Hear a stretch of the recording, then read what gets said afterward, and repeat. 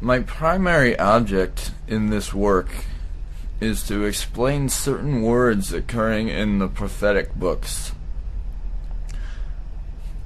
Of these, some are homonyms, and of their several meanings, the ignorant choose the wrong ones.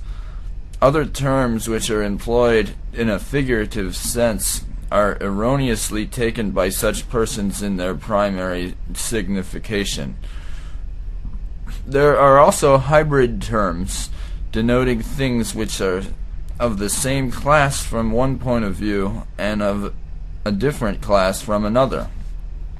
It is not here intended to explain all these expressions to the unlettered or to mere tyros.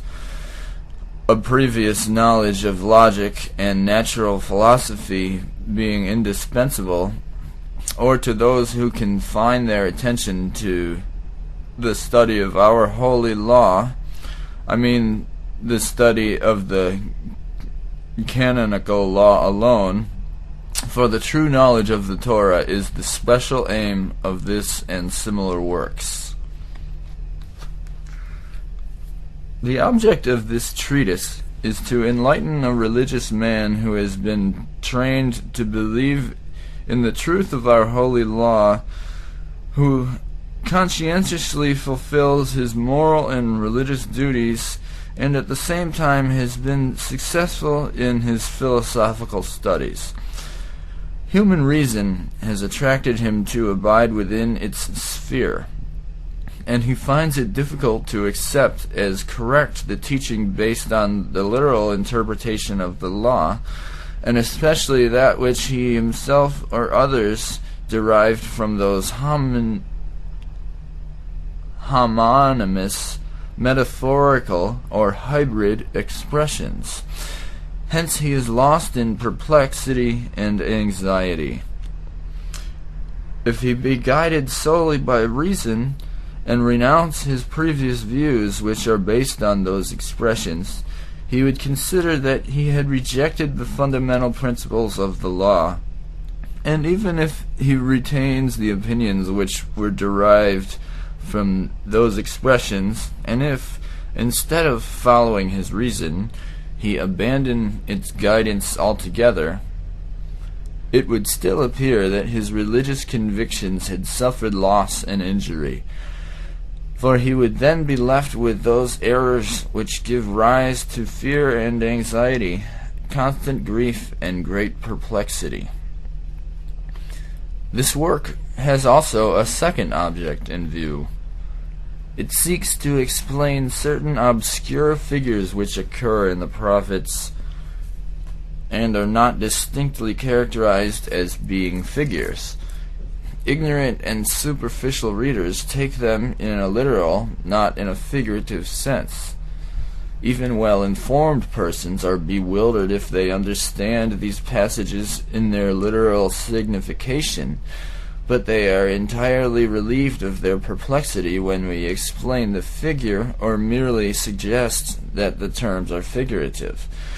For this reason, I have called this book Guide for the Perplexed.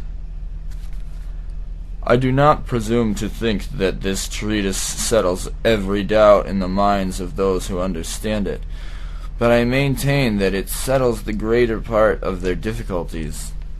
No intelligent man will require and expect that on introducing any subject I shall completely exhaust it, or that on commencing the exposition of a figure I shall fully explain all its parts. Such a course could not be followed by a teacher in a viva voce exposition, much less by an author in writing a book, without becoming a target for every foolish, conceited person to discharge the arrows of folly at him. Some general principles bearing upon this point have been fully discussed in our works on the Talmud, and we have there called the attention of the reader to many themes of this kind. We also stated in Mishnah Torah that the expression Maaseh Bereshit, the account of the creation, signified natural science, and Maaseh Merkava, description of the chariot, metaphysics. And we explained the force of the rabbinical dictum, the Maisa Merkava must not be fully expounded even in the presence of a single student, unless he be wise and able to reason for himself, and even then you should merely acquaint him with the heads of the different sections of the subject. That's from the Talmud Chagiga. You must therefore not expect from me more than such heads, and even these have not been methodically and systematically arranged in this work, but have been, on the contrary, scattered and are interspersed with other topics which we shall have occasion to explain. My object in adopting this arrangement is that the truths should be at one time apparent and at another time concealed. Thus we shall not be in opposition to the divine will, from which it is wrong to deviate, which has withheld from the multitude the truths required for the knowledge of God, according to the words, "The secret of the Lord is with them that fear him," from Psalms. I know that also in natural science there are topics which are not to be fully explained. Our sages laid down the rule, the Maaseh Bereshit must not be expounded in the presence of two.